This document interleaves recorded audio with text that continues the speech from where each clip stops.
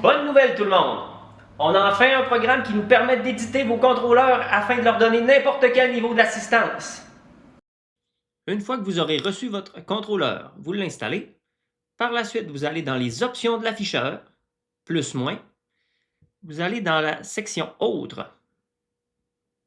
Par la suite, vous tassez jusqu'aux informations et vous venez éditer la speed limit. On a fait le programme pour 32 km/h. C'est ce que nous vous conseillons.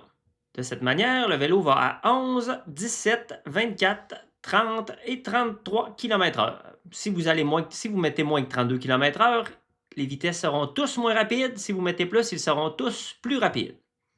En toutes circonstances, le throttle n'a pas de limite.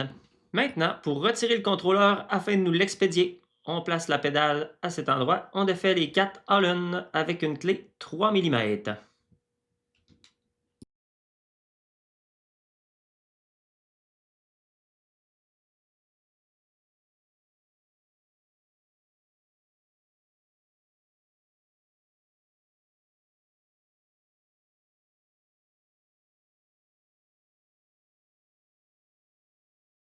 Ne forcez pas sur la protection en plastique, seulement la tourner afin de l'emmener ici, où la pédale. On vient enlever les tie wraps qui tiennent le câble du moteur.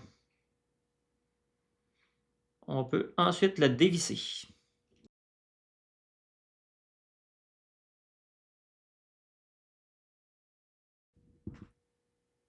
On peut maintenant libérer le fil qui alimente le contrôleur de la batterie.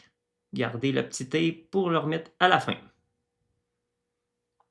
Chaque connecteur est unique, il ne peut pas se brancher à deux endroits, ça fait qu'inquiétez-vous pas, mais essayez de retenir quel va où. Sinon, servez-vous de ce vidéo afin de réassembler le tout.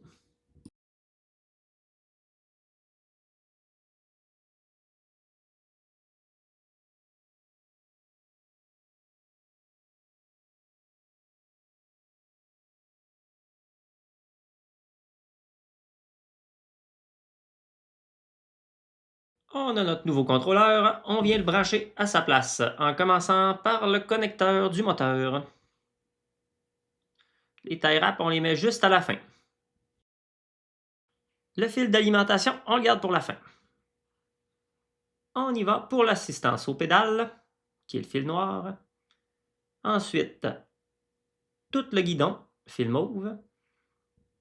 Lumière arrière, les deux fils qui viennent juste sur un fil. Si vous vous trompez de fil entre l'avant et l'arrière, ça va juste allumer à l'envers. Vous n'aurez qu'à les réinverser. On finit maintenant par le fil de la batterie et on remet le tape afin de s'assurer que le connecteur reste bien branché.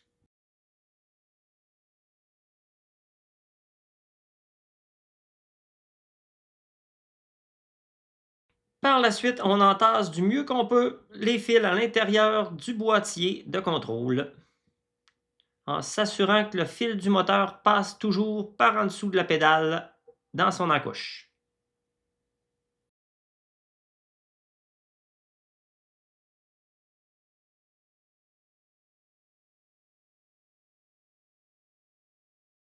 On remet la protection du boîtier. On fait attention à ne pas la forcer, seulement à tourner. Et voilà. Ensuite, on réinstalle les vis Allen. Comme c'est vissé à l'intérieur du plastique, on ne serre pas trop.